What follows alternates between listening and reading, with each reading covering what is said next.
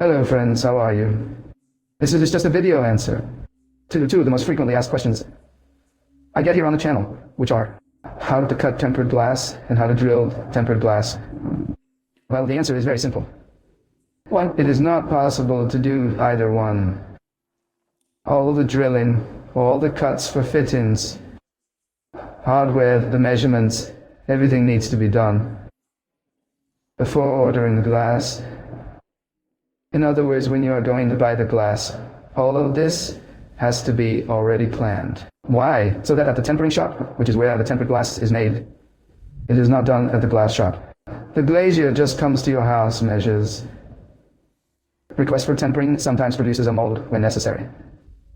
The tempering produces, and he comes and installs. Even so, the role of the glazier is very important because he knows how to specify to thee, how to do it, and many times the end consumer, normally the end consumer, cannot place his order for tempering.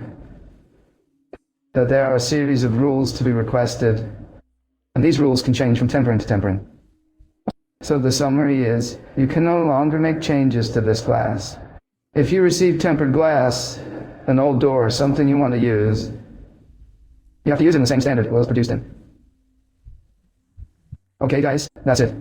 I talked a little more about glass, types of glass, tempered glass, and others, but in a sequence of 3 videos that I'm going to leave the links for you in the corner.